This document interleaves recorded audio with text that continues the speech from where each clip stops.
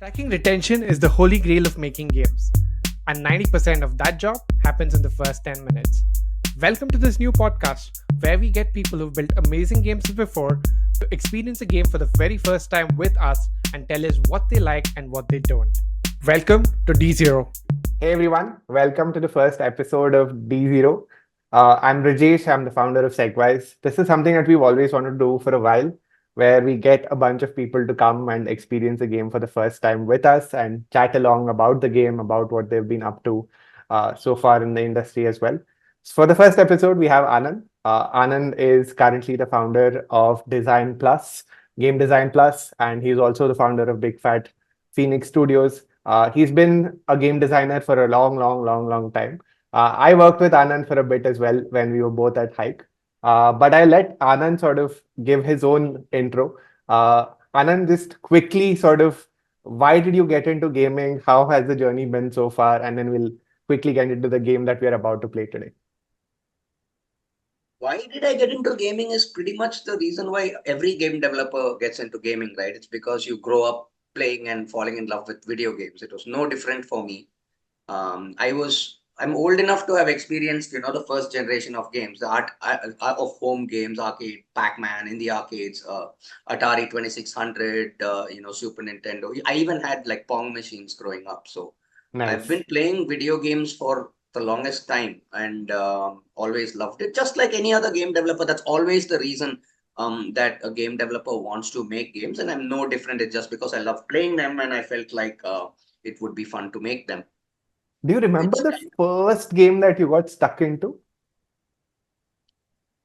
that I remember just stuff on the Atari 2600 at home. I must have been like 7 or 8. Actually, even before that, right? The Nintendo Game and Watch. Nintendo had this series called Game and Watch, which was a handheld Okay. series, handheld stuff. Handheld series in the sense it's not a series of software in those days. Each game came with its own hardware, right? You had to buy the game. It's like a separate handheld device for Mickey Mouse or for Parachute or for Octopus. And those are the things that I used to really get stuck into playing early on. So I'm going to say Fire and Octopus and Mickey Mouse and Popeye and all of those Nintendo Game & Watch handheld games. Followed by Atari 2600 is really getting stuck into it, right? Where you're playing hours and hours together. So all of the arcade classics, Space Invaders, Pac-Man. There was Raiders of the Lost Ark on the Atari 2600, which was a game that's like ahead of its time. It had an inventory system. It had a map system. It had multiple screens where you had to buy something. It had actually you could go to a merchant and buy some stuff and then go use it somewhere else. Early DNA of modern role-playing games was over already there, and it was actually mind-boggling. I never finished it when we were kids because it was too complicated and there was no internet, and my brother and I just couldn't figure out what to do. But we did complete the game some 22 years later on an emulator. When the internet came, we said, you know what, we got to finish Raiders of the Lost Ark. So we fired it up on an emulator and went to the internet, figured out what to do, and actually finished the game. So the game took me 22 years to finish. I don't know if anybody else can claim that they finished a game 22 years after they started it, but hey, here we are. That is called long-term retention. Yeah, I know this. The PMs must be delighted. How do you sort of remember your first gig in gaming? Like where you started like getting money to make games for the first time? So getting money to make games for the first time would have been around 2007 in Mumbai with a Belly Full of Dreams, which it's an interesting story. I gave up on any hope of making games, right? Because I was in Chennai, even when the games industry came into India, and there was India Games doing stuff, and there was Rajesh and Dhruva doing stuff in Bangalore, and Nitish and Nazara was already kind of doing things, and so on and so forth, right? So there was a lot of activity, but there wasn't it wasn't in Chennai, Hmm. and I was a creative guy. I was neither a programmer nor an artist, and so those days, those were the only two kind of jobs that were available to get paid. So I kind of pretty much said, I'm not going to get the chance to make games, so maybe I'll just write about them, and so on and so forth. But as luck would have it, a good friend of mine was starting up a film company. He's from a fairly large film family in the south, and was starting up in Mumbai. This was like 2007, early days. and he was like, "You want to come over, and going to be making movies, and we want to start a company to do properties around the movies, comic books and games and so on." And I was like, "Are you kidding me? I'll be over on the next flight." So just wrapped up everything here and like went immediately over to Mumbai. And it was a wonderful, wonderful adventure we had for a few years until, 2009, the that recession hit, right? And we Yeah. all kind of everything went up in smoke. But until then, that was the first experience. We actually made a lot of prototypes and pitches, but we did ship one game on Java on mobile. That was the first game on which I had a credit and I got paid to make. It was a Java game called Once Upon a Warrior for a movie that was Disney was producing in Telugu. It was a sword fighting sort of Prince of Persia type game with which actually had a cool mechanic. The swordsman is blind, so we Oh, had a mechanic, and yeah, uses like Zatoichi, right? Uses his ah, senses Zoro. to kind of fight, like Daredevil. So we created a mechanic where you had a visibility bubble, which if the character is standing still, it would be larger, and if the character is moving, it would be Oh, because closer in. So you that can't makes sense. see enemies outside, and so it was a really cool idea, and it came out really well. Nobody played it. No, I don't think anyone played it, but it was pretty fun. That was my first time getting paid to make games. Nice. We actually can fire up the game. What game are we playing, Anand, today? So I picked Darkest Dungeon 2. I love the original Darkest Dungeon, right? It's a turn-based. It's sort of like got roguelike elements. It's random dungeons. It's turn-based, very tactical combat, squad-based, permadeath. It brings together a lot of the stuff that I enjoy, and I really enjoy Darkest Dungeon. I've been looking forward to Darkest Dungeon 2. Um, Never got the time to get around to play it, so I picked it because it's something I've been looking forward to, and it's just beautiful. It's visually stunning. It's got great, mechanics and combat, Yeah, storytelling, and all of it's it. got It's the insane ratings on both Steam and Google. I was just looking it up. It seems like the first game had like a big fan following, and all of them have been waiting for it. And very few times in life does a sequel deliver, but looks like this one has. So yeah, let's fire it up, and we'll keep chatting along the way as well. okay. Here we are. I'm just gonna like share and let's do this. Are you always a bigger fan of RPGs? Yes, that is my go-to. I love all kinds of games, but my go-to, if I were to pick one kind of game, it would be a squad-based RPG with tactical combat is what I do. Okay, are you seeing this? Yes. Cool. Let's Okay, go. All let's do right, this. this is up and running. What are you excited about this? Like, are you looking forward to like something specific? Yeah, they apparently added a few, mechanics in terms of the overworld exploration. That you drive around in a cart and it's all very gothic horror. So the original one just had a map. So I'm looking forward to the kind of, and apparently they've like deepened the storytelling in this one. So I'm Nice. interested in looking forward to that. Let's go. Let's go. All Let's see right. how this goes. Okay, here we go. You can already feel the dark, somber vibe. Yeah, they actually nailed the bite.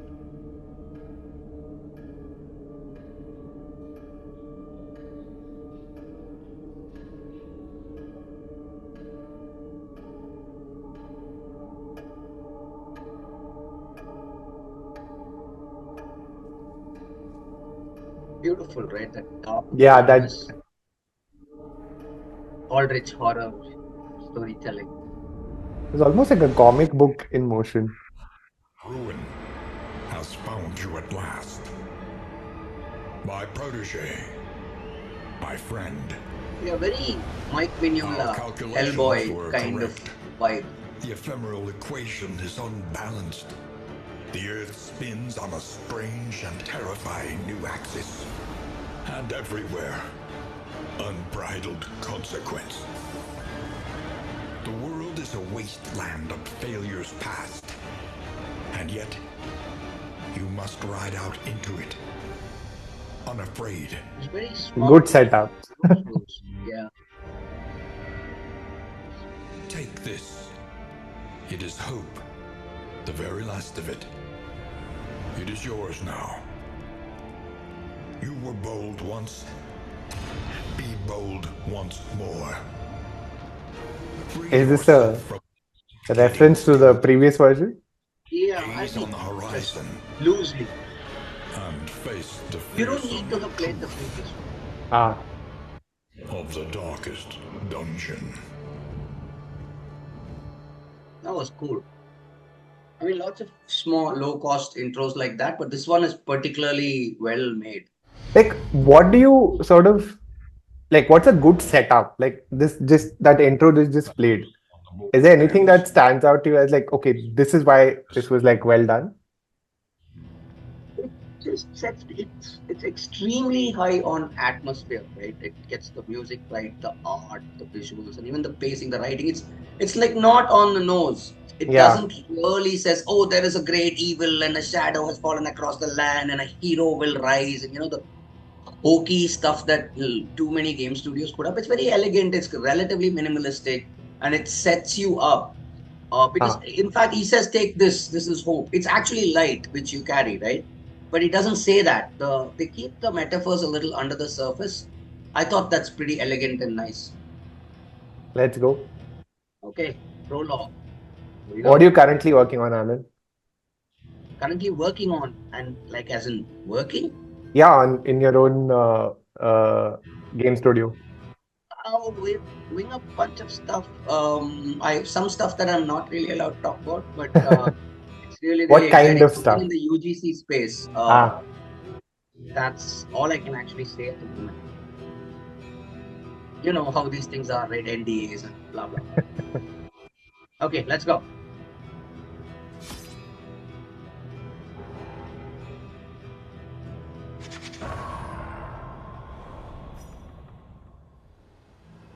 Okay, it's like seriously dark. I have no oh, idea. this is the card. The card Yeah, here. it's the card. I know failure well. I glimpsed it lurking at the ragged edges of your mind. I watched its venom spread through the veins of the world, Really cool. and I trembled at its terrible reverberations. So it already gives me a sense of space. You see what they do with the level design? Just put a light. Who will step forward into the light? Oh, interesting. These are. It's a party-based game. So you have, these are the, like it says, the character stats, and there's all of them. A wanderer must be the level. Dismas returns. Dismas is actually somebody who returns from the first game. He was there in the first game. Is But this all the you have other to? three characters are new, These are characters you have to pick, right? I'm assuming. I guess. And you want to put your Pride. tank up front, More and your devastating this than the guy's got horrors of pistols, so I'm 100 just gonna put him in the campaigns. back row.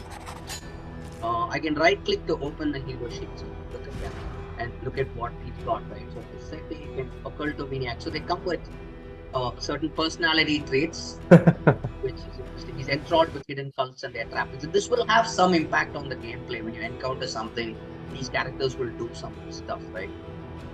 So he's got some stuff. I don't know what these mean yet. Resolute or positive relationship, chance. It'll emerge. A lot of these games actually just throw you in, and it'll emerge as you play. You don't Yeah, really how need much? Yeah, how much do you explain at this stage where like a no, lot you of don't this? really need to know all of this in order to get in and start enjoying the game. And then that's what I do when I get a complicated game. I just jump in and play, and then the stuff kind of figures itself out. And you don't even need to know everything in order to enjoy the game. You may need to know everything in order to like optimize and min-max the game. Right? Yeah, So this guy's got some attacks. He's got some stuff, and he's also got a little bit of abjuration here. This seems like some kind of an armor thing, right? Prevention, medicine. This guy is my healer. when you build these games, is the expectation that the people who will play it will do a bunch of pre-research and then jump in? Is that like the kind of like people who will end up playing this usually? It depends on who your audience is, right? You always go with who your audience is, Avarice right? slips unseen So into the this is camp obviously of the made for people who mind. enjoy the first game and people who enjoy complex, difficult games, right? It's known for its challenge. So in that case, you don't you can depend a little bit on the player's pre-knowledge. I mean, it's true of anything, right? If you make a match three game, you're not going to spend a Yeah. lot of time explaining what the basics of match three are because your assumptions are that your main core target audience would have played Candy Crush or some other. So they'll do some minimal explanation. It's I see it this way: if you're making something in which follows genre conventions of any genre at all, and you're aiming at that target audience, you can get away with Hmm. less explanation. But if Yeah. you're making mechanics that are entirely innovative or you're coming up with something that's entirely new, then you either need to explain a lot or your design needs to be so sophisticated that it becomes self-evident, which is the holy grail. I Yeah. hate tutorials. I hate those arrows pointing. I've done it and I still continue to do it because sometimes there's no time or sometimes we're not good enough to design in a entirely self-evident way. But the holy grail, I always say, you shouldn't need instructions to play your game. It should be self-evident. Yeah. So, Yeah. okay, here Let's we see. go.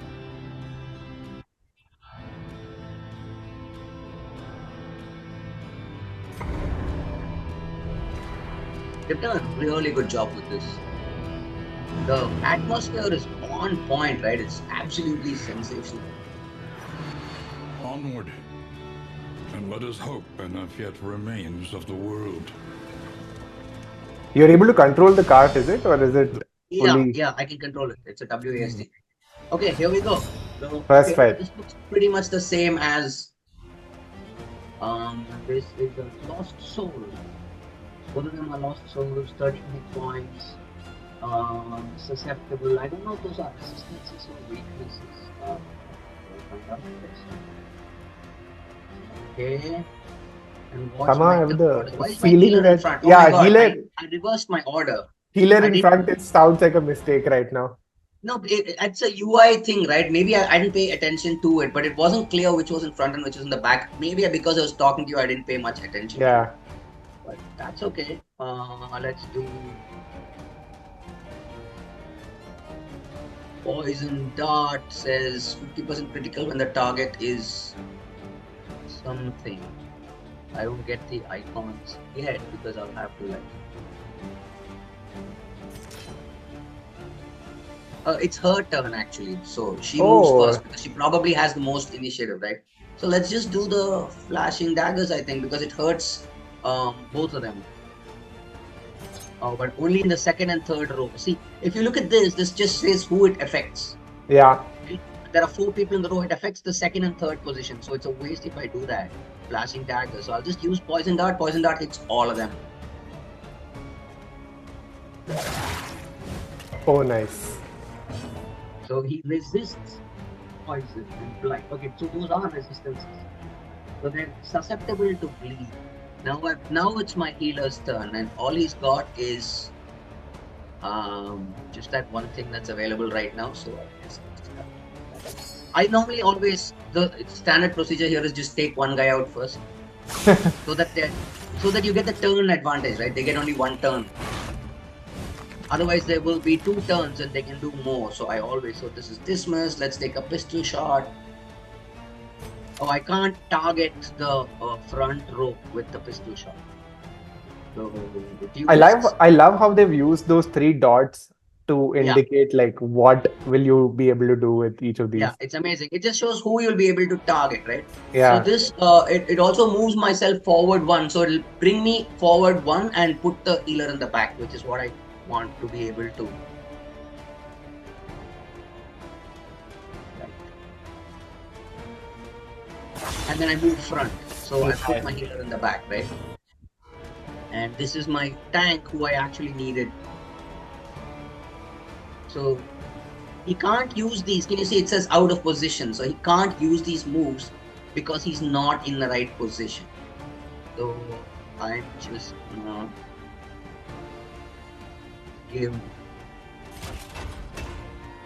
armor to my healer. A lot of these games, I'm assuming, expect people to play this over and over again. Like, Yeah, pretty much. This is what in a roguelike, that's So you will eventually figure out I guess the expectation here is that the first fight will not need you to know everything to win.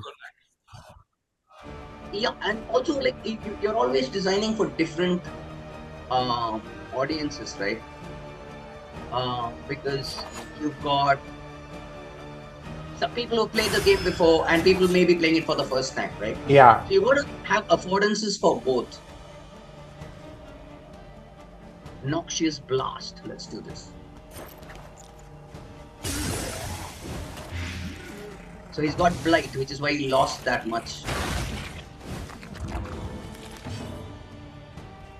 I don't know. What does this do? Okay. Alright. They did. Done. Nice. So you get some stuff. You get a candle, which means I guess you need to spend it at some altar. How do I just take only this? Oh, double click, of course. So I got a trinket, which is a minor heat shield, which gives me 20% fire resistance. Okay. Are you shaken? There is so much worse in store. I like that subtle hint of, okay, yeah, this was easy. I mean, was it really that Facing subtle? oblivion, Okay. these folk have kept their honor. Have you? Okay, this is.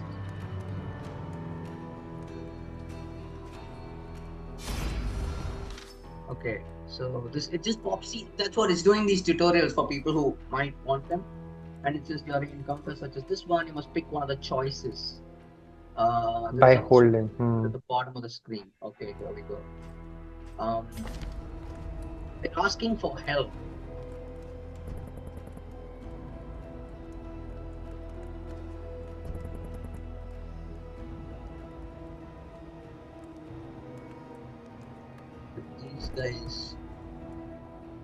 These guys don't. Only two of them, I think. Yeah, only two of them seem to have rather better than rotting in the family crypt. Okay, he says give them the trinket and 100 light. And she says give them 100 light plus and some medicines. So that seems to be.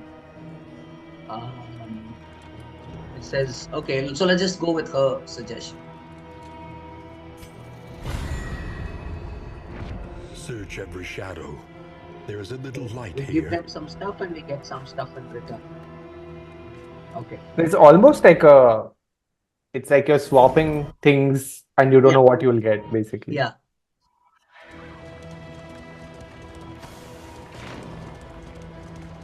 So they've already sort of done two things now. One sort of it's a right sense up. of like foreboding, right? Things are only gonna get worse, which is very, very cool. They've set that up really You can well. feel it. A change in the air.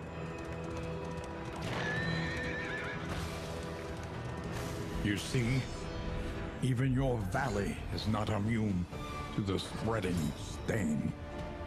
Okay, this one will be Looks harder. like he's got like a lot of HP, so that's gonna be a problem.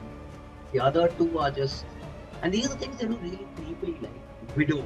It's always so like bleak when you say that. Right? It's not like Lost Soul and Widow. These are like name. The choice of name is actually used to trigger a little bit of empathy in you, right? They're not bad people. They're tortured. Yeah, I mean that storytelling is very nice. It's so important. These little touches. It's pretty amazing. And look at what she's doing, dude. Like, look at what she just looked into a mirror. Yeah, the idle animation, right? So it's kind of, they're not mindless. They're kind of people who've been possessed and taken by madness. It's all rich horror, right? Kind of like Lovecraftian stuff. And the little touches, it's so important in game design. That idle animation tells a little bit of a story, right? About that person.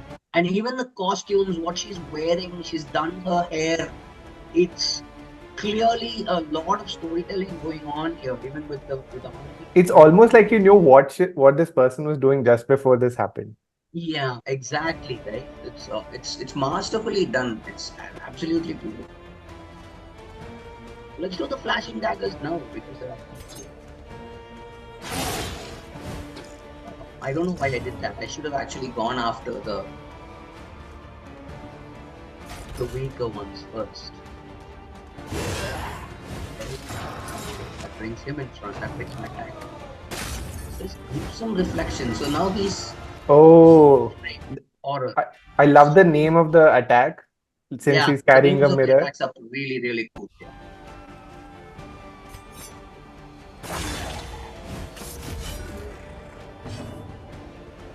When you're putting in this effort like this about like these small things, you really hope that the players notice and like appreciate that. So those things the players will not, even if they don't notice consciously, it makes a difference. So you put them in even if the players don't consciously notice it. Right? Those touches it makes such a huge difference. You know what? I just want to get this guy first. Okay? Or the other thing is, let's just. I was having If this. you go to 8, this guy will die, right? Because he's got 4. Okay. Done. I was And see, having it's this. interesting, right? Because the corpse is still there. Yeah, it's not The like gone. position is maintained, which impacts targeting and like a whole bunch of other stuff, which is really cool. This is heal. I just want to kind of. This is 3 to 4 critical. So it ignores armor. Can I attack someone in the back? This is again. Let's see if I can poison him to bring down. Yeah, he's got The blight. fiend's strength Darkness. dwindles. Excellent.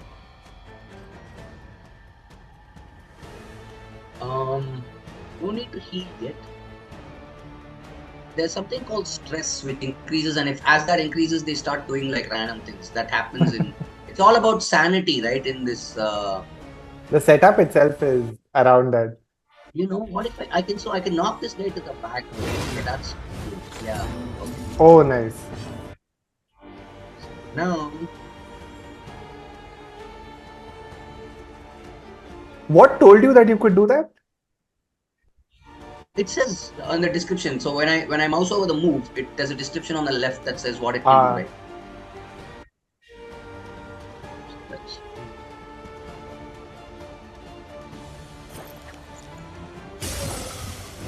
So both of them are blighted. But he was like dazed, so he missed his turn. Bafflement and vexation.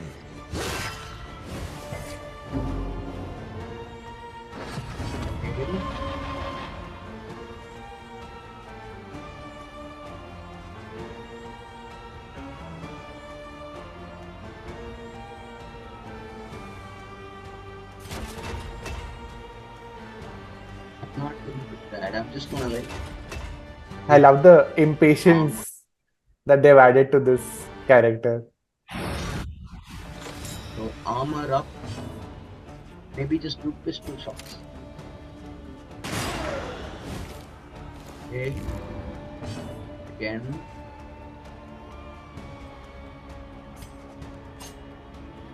Okay. So it's down to one guy. So now I have turn advantage, right? So they have only one turn to 3 turns, 4 turns of mine. That kind of. He has got some status effect, but I don't know what that is. I can't quite tell.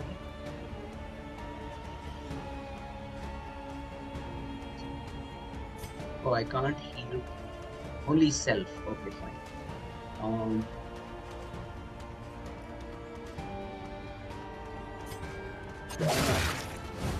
Resisted the blight.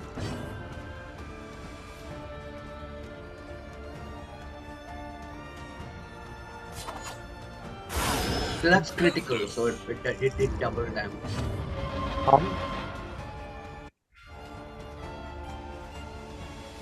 I wonder how long it took them to make this game. I'm gonna see if I can look that up. Possibly, I'm guessing it depends, right? It's a sequel, so they would have had some of the stuff already, like some, basically. So I don't know. Depends on the team size. Between 1 to 2 years is my guess.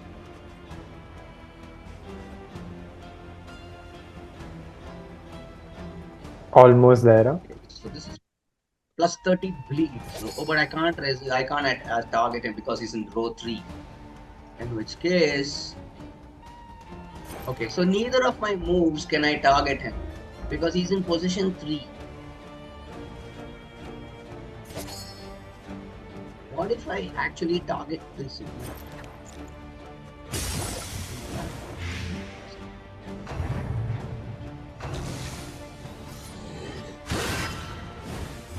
That's the advantage of having a tank in front, right? He's only able to target the tank. Okay, now he's moved in front.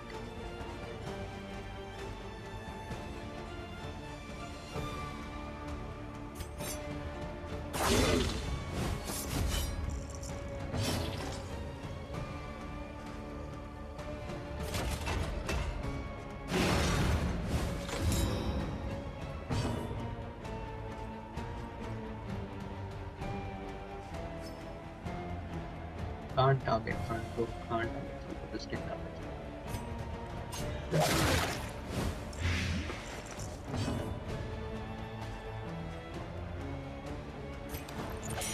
Work.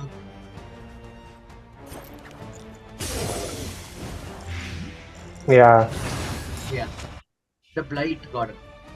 Oh no, he still got a point. I think he's like oh, he's got some trait that's called Death Stroke. That is, he can still survive. You need one more hit after bringing him down to 0.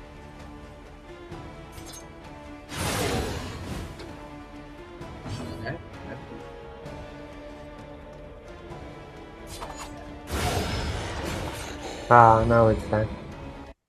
Awesome. Hope springs in the unlikeliest places. Are you hooked? On to the inn. So, yeah, very much. Look at the way they do it, right? Immediately after an encounter, there's a light in the distance. So I won't stop now. Oh, I it's like want to check that out, right? I'll be like, yeah, let me just go check this out. This is again a very standard level design technique that I really love. God of War does this really, really well. At least the early God of Wars. Any place where you resolve a conflict, you can see a place really close by where something interesting is there. So you will move, you will not end your session. So I remember when I used to play, there was this game called Evil Dead.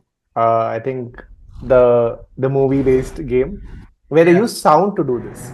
So every time you would sort of complete something, if you're wearing your earphones, you could hear which direction to sort of move in, and that's all they use. They use sound to sort of guide you which direction you need to move in. Yeah. And that was the first time I'd seen somebody use sound to do that. That was quite cool as well. No, the sound is very powerful. The only problem with sound is that it's not accessible. Your player might not have good hearing.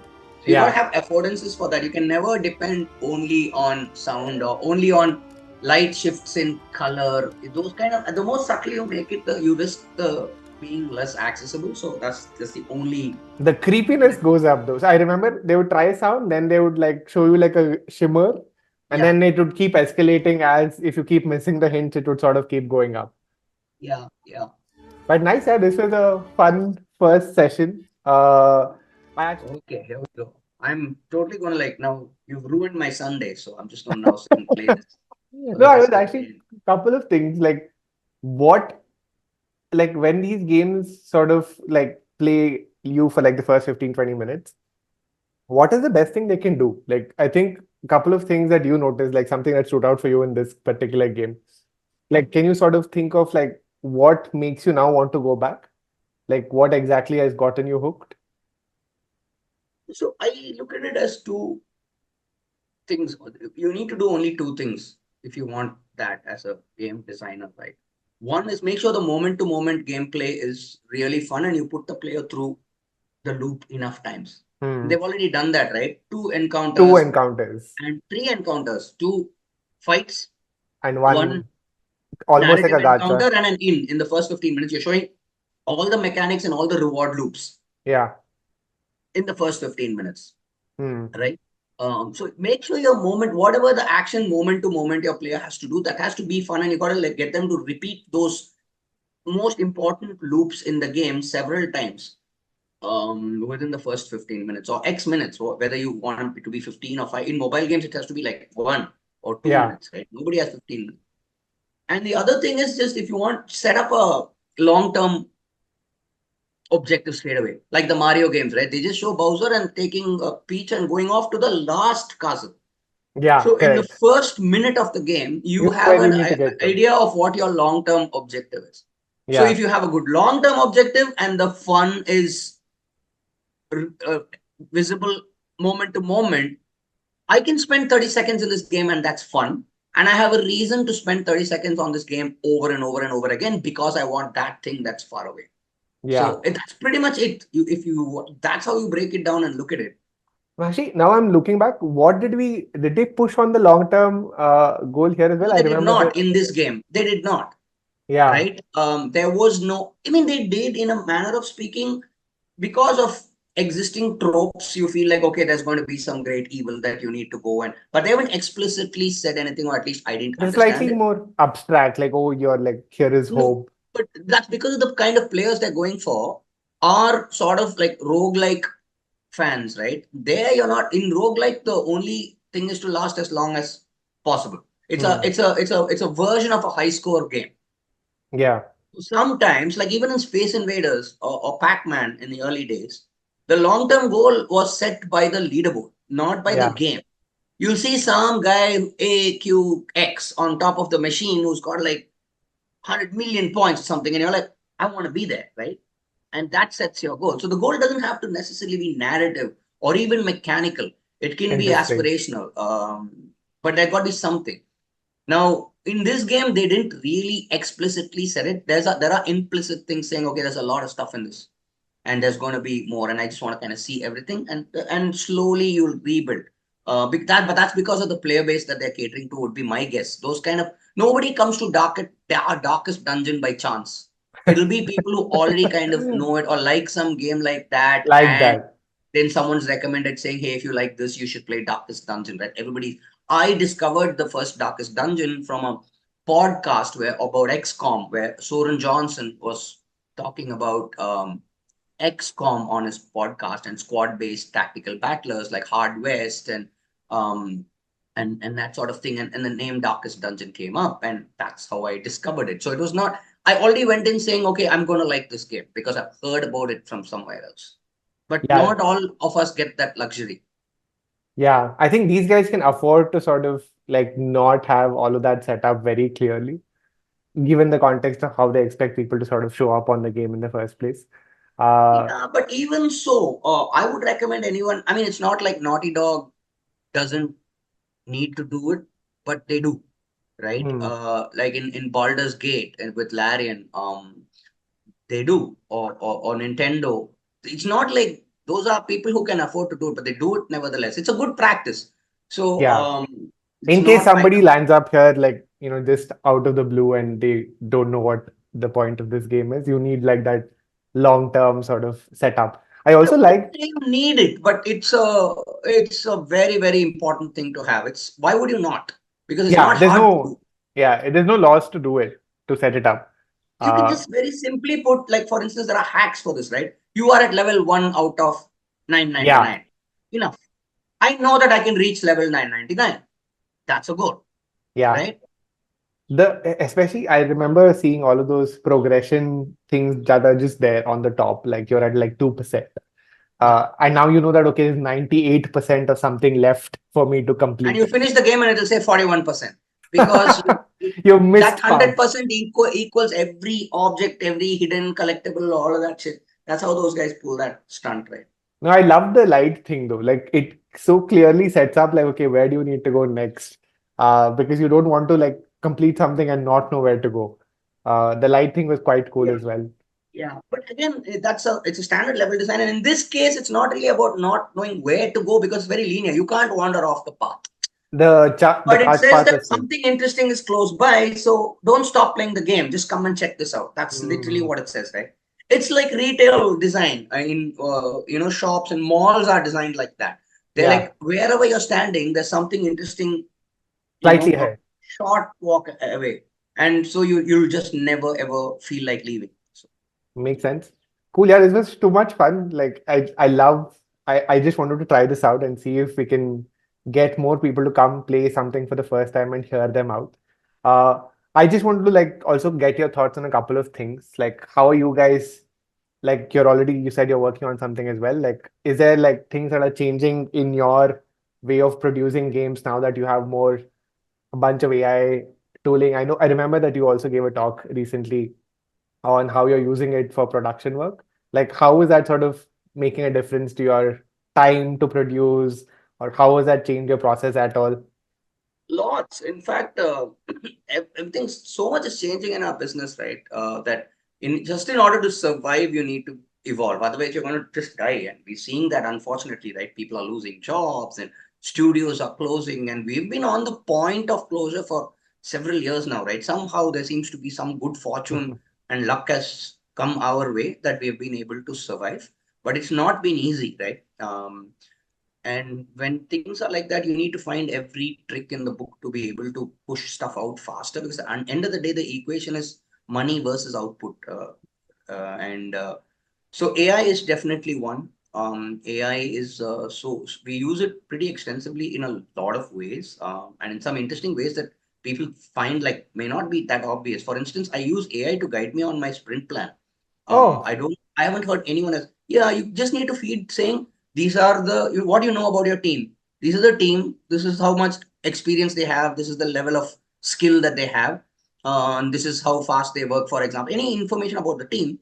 And then you give your sprint and your tasks and say, how should I allocate work? It'll at least give you a fantastic first draft, right? I don't know why people don't think about using AI in so many different ways, because LLMs like GPT or Gemini are very general purpose, but yeah. people get funneled into, I will use it for art, or I will use it for code, or I will use it for this. You can use it for pretty much anything in which you can give it some background and ask it to give some kind of output. So I use it for my sprint plan. I use it for time planning myself, prioritization, saying, hey, all of this stuff is there. Like, how should I prioritize this? It does that really, really quickly. And I don't see anyone else thinking about it that way. What's But the This is like very cool ways. What's the biggest delta it has had? Like, is there any particular task where it's become like so core to it that you can't almost imagine not using it anymore? Documentation is really, really fast now. Hmm. Like we do whiteboard things, and I can just take a picture. If we just write the whiteboard little neatly, and I just take a picture of the whiteboard and say, can you like make a document this in a proper way? Boom, right? Otherwise, I'll spend half an hour, 1 hour just documenting that stuff. So documentation has been sped up really, really quickly. I feel like concept art has been sped up, but the quality of concept art you get from a human is still superior. But if you're Yeah. not that fussed about it and you're okay with your game looking a little generic, then it's very, very, very helpful. I'm not a programmer, so I don't know how much time it saves in terms of code.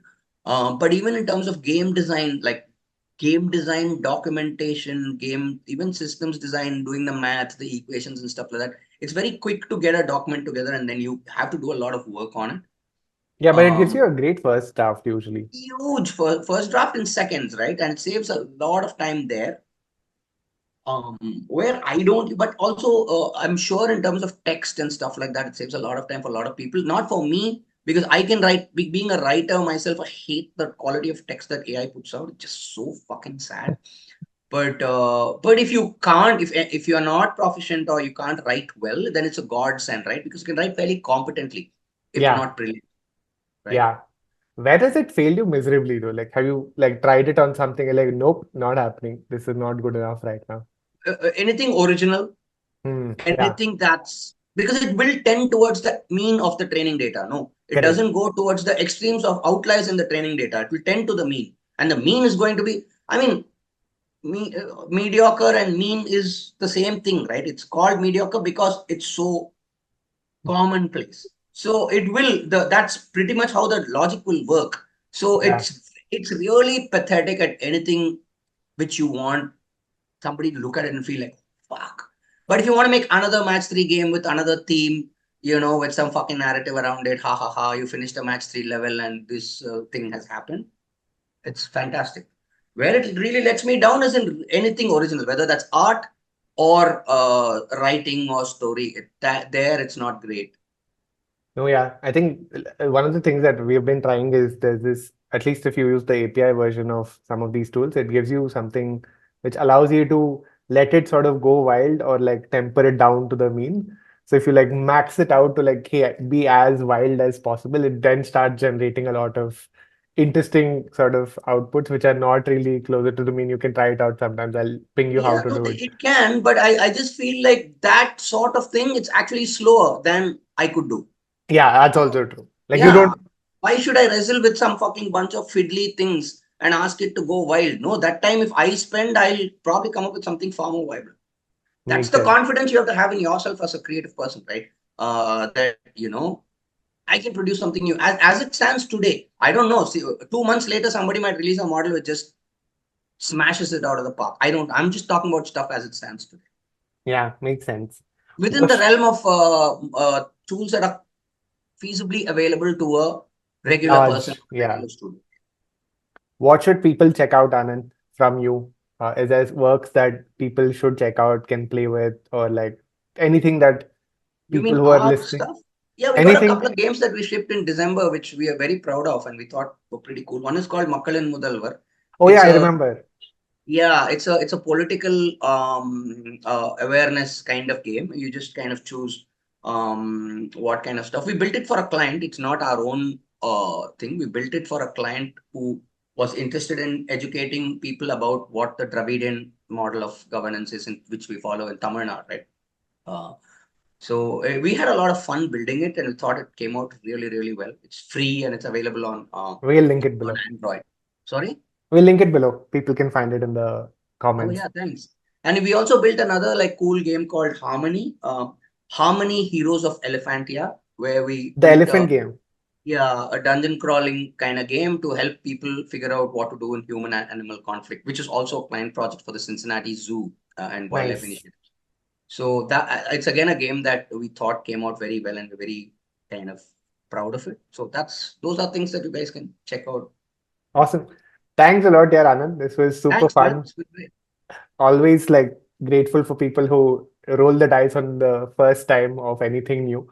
But thanks again for your time. Hopefully, I'm going to tell you a little bit of something that nobody knows is that I'm always quite frequently, I happen to be on the first episode of several podcast series. I don't know why that happens. Maybe it's because my name starts with A and I land up at the alphabetically right on top. But this isn't the first time that's happened. So happy to be here.